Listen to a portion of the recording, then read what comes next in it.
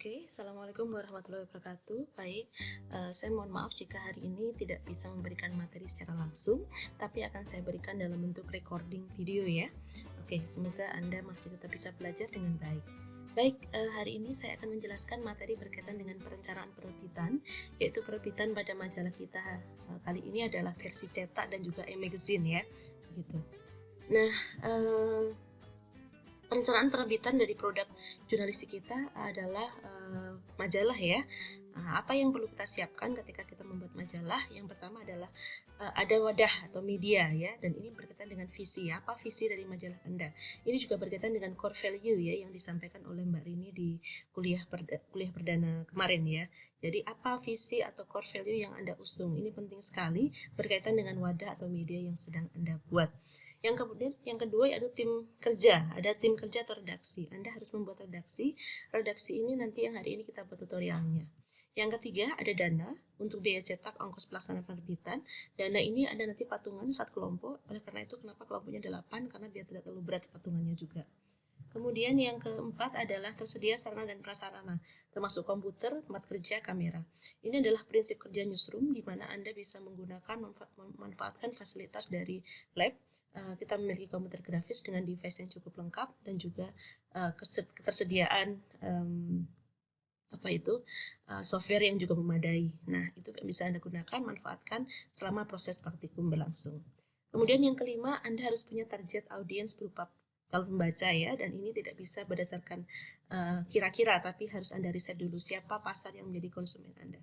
Harus Anda tentukan, harus Anda pelajari, kuasai siapa mereka. Kemudian yang keenam, Anda harus punya timeline ya, jangan sampai Anda bikin majalah pokoknya kira-kira kapan, nggak bisa kayak gitu. Jadi harus punya target waktu sejak perencanaan sampai majalah ada di tangan pembaca. Timeline ini penting sekali.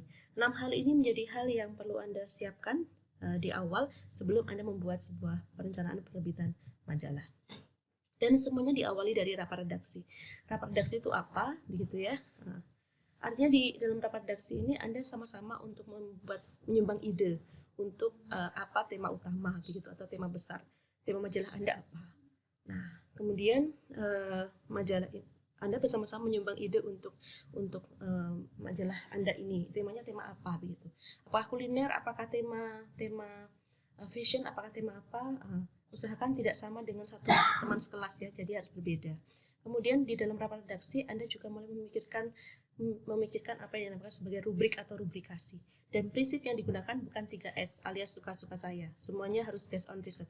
Nanti bisa konsultasi dengan kakak asprak Anda tentang bagaimana membuat rubrik based on research begitu ya. Kemudian ada pembagian tugas. Jadi pembagian tugas karena penilaian dalam kerja redaksi ini adalah tidak sekedar penilaian secara kelompok, tapi juga penilaian individu, sehingga Anda harus membagi job desk masing-masing. Dan masing-masing anggota itu tidak sekedar menjadi reporter, semua adalah reporter, tapi semua juga akan mendapatkan amanah tambahan.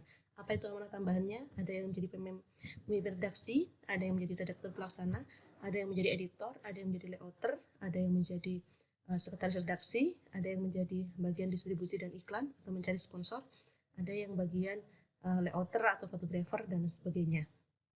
Kemudian Anda menetapkan jangka waktu kerja di lapangan. Oleh karena ini bukan kerja 3S alias suka-suka saya, maka Anda harus menentukan target kerja Anda. Ya, ini perlu saya jelaskan berkaitan dengan pemimpin redaksi ya. Pemimpin redaksi alias pemret atau editor in chief. Tanggung jawabnya apa? Tentu dia bertanggung jawab pada seluruh mekanisme atau aktivitas kerja keredaksian semuanya. Dia harus mengawasi isi rubrikasi media massa yang dipimpinnya ya. Dia bertanggung jawab pada semuanya, pada kegiatan redaksional. Dia juga bertanggung jawab pada isi, pokoknya semua yang berkaitan dengan redaksi, pemimpin redaksi yang menjadi penanggung jawabnya. Nah, jika Pemret berhalangan menulis untuk opini redaksi atau desk opinion atau rencana dalam hal ini bisa juga ditulis oleh redaktur pelaksana. Oke, tugasnya ada banyak, silakan dibaca sendiri itu ya. Saya nggak akan bacakan. Nanti Anda bisa screenshot atau Anda bisa simpan video saya ini. Nah, ini ada banyak sekali tugas-tugas dari pemimpin redaksi secara lebih terinci ya. Ada 1, 2, 3, 4, 5, 6, 7, 8. Kurang lebih seperti itu. Oke, silakan dibaca dulu.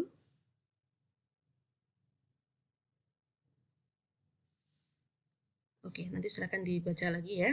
Oke. Kemudian berikutnya adalah sekretaris redaksi. Ini nggak selalu cewek ya, tapi boleh cowok juga. Artinya dia menata dan mengatur undangan dari instansi, perusahaan, atau lembaga yang berkaitan dengan pemberitaan. Biasanya undangan-undangan untuk wartawan di sekretaris redaksi. Anda mengurus surat untuk izin liputan nanti di lab, sekret yang mengurusinya begitu ya. Misalnya Anda mau bikin surat undangan atau surat izin liputan di part-time lab, Anda bisa menggunakan teman-teman sekretaris redaksi. Ini ada jadwalnya, dia mengatur jadwal redaksi juga, mengatur keuangan, itu adalah sekretaris redaksi. Kemudian redaktur pelaksana, dia disebut juga sebagai tangan kanan dari pemimpin redaksi. Dia di bawah Pemret, biasanya ada redaktur pelaksana. Tanggung jawabnya hampir sama, tapi sifatnya lebih teknis ya. Jadi redaktur pelaksana ini ada yang mengatakan juga korlip, tapi sebenarnya dia beda dengan korlip. Dia menjadi pemimpin langsung, ada aktivitas peliputan dan pembuatan berita oleh para reporter dan editor. Tugasnya banyak juga, 1, 2, 3, 4, 5, 6, 7, 8, 9, 10, 11, 12, karena lebih teknis ya. Ya, silahkan Anda baca sendiri, saya tidak akan membacakannya.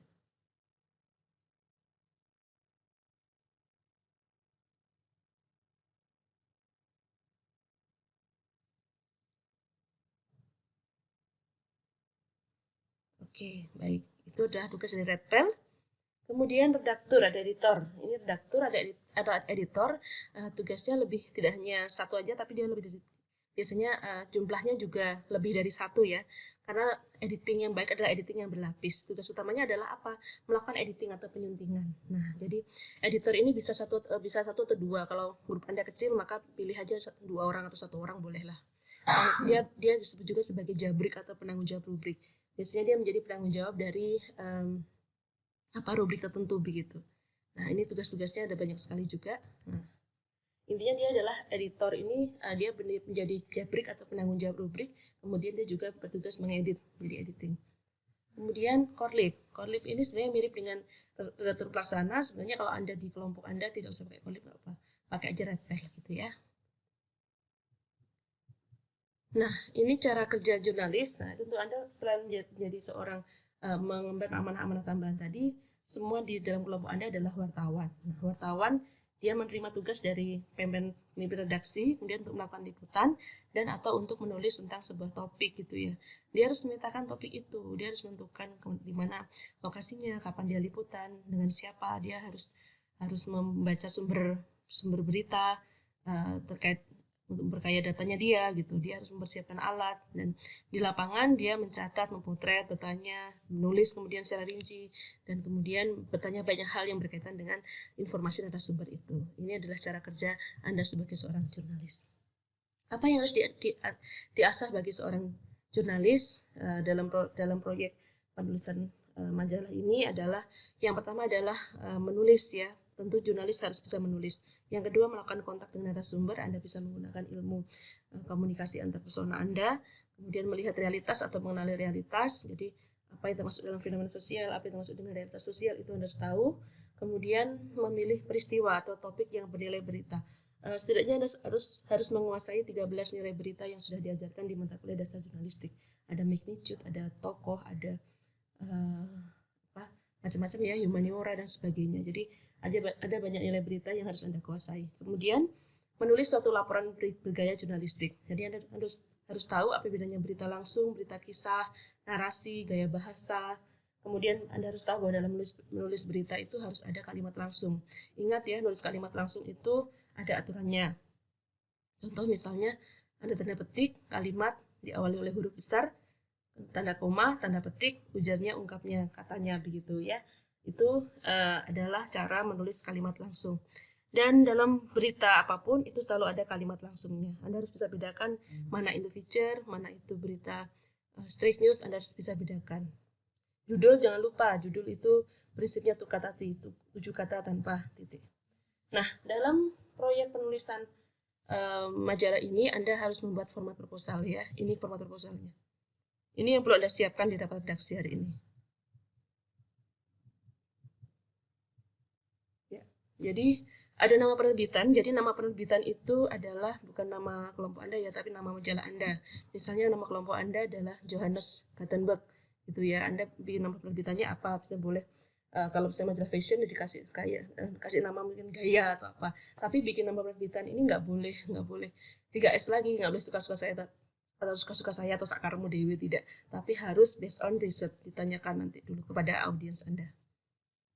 Kemudian Anda harus punya susunan redaksi. Hari ini target Anda selain membuat nama penerbitan juga membuat susunan redaksi. Siapa aja yang berperan sebagai pemret, redpel, editor, dan teman-temannya. Kemudian salam redaksi, ini nanti penting di format proposal, ini bisa menyusul. Kemudian rubrikasi, nah ini penting, ini sekarang Anda mulai menyusun bagaimana Anda membuat rubrikasi untuk produk Anda. Setelah Anda memilih nama dan tema tadi, Anda menentukan rubrikasi. Rubrikasinya apa? Tidak boleh 3S juga, tidak boleh suka-suka saya, tapi harus based on riset. Tapi minimal Anda hari ini memiliki gambaran singkat ya, gambaran awal tentang rubrikasinya. Kemudian perencanaan iklan. Nah ini tim iklan atau sponsorship ini juga penting untuk mencari iklan. Bagaimana misalnya Anda punya usaha, Anda tampilkan iklan di sini, kompensasinya apa boleh, nah, gitu ya. Di majalah Anda tampilkan. Kemudian layout dummy dan pembiayaan itu nanti. Kemudian jumlah halaman penerbitan cetak itu kelipatan 4 ya, tapi itu tidak boleh 4 halaman. 8, 12, 16 bisa kelompok kemarin ada yang 24 minimal 24 halaman ya.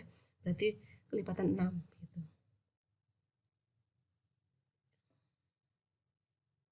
Oke. Kemudian itu yang disiapkan hari ini. Kemudian konten majalah itu ada straight news, ada features, ada investigative news. Kemudian ada iklan, ada foto jurnalistik, ada grafis. Jadi berita Anda itu harus ada straight newsnya, harus ada featuresnya, harus ada investigative news, pasti itu. Ada iklannya penting, kemudian ada foto jurnalistik, ini penting, dan kemudian ada infografis. Jadi Anda harus mampu mengolah data menjadi sebuah infografis, itu harus ada di konten majalah Anda. Inti dari majalah Anda adalah itu 50% foto, 20% infografis, dan 30% naskah. Apakah naskahnya itu boleh copy paste dari internet? Hanya 20% dari total naskah yang bisa ngambil dari internet itu pun harus ada sumbernya. Tidak boleh semuanya mencomot. Harus 80% adalah karya sendiri. Kemudian nanti Anda akan membuat e-magazine atau e-zine, nanti menggunakan software aplikasi, nanti ada praktikumnya ini dengan Pak Fuad. Nanti ada menggunakan Flipping Book PDF Publisher. Nanti Anda akan membuat akun sosial media untuk e-magazine Anda dan mempublikasikan e-magazine itu melalui sosial media yang sudah Anda buat itu ya. Oke, Anda sudah punya kelompok. Oke, 7 orang per kelompok ya, harus dari kelas yang sama. Oke, silahkan Anda melakukan tutorial. Dimulai aja tutorialnya. Nanti Anda silahkan membuat nama penerbitan, tema majalahnya ada apa. Susunan redaksi harus sudah punya. Bagaimana itu, rubrikasi sudah punya, dan beberapa item itu sudah dilengkapi ya. Oke, saya akhiri sekian, semoga bermanfaat penjelasan materi saya ini. Jika ada pertanyaan, feel free untuk bertanya di kelas tutorial. Assalamualaikum warahmatullahi wabarakatuh.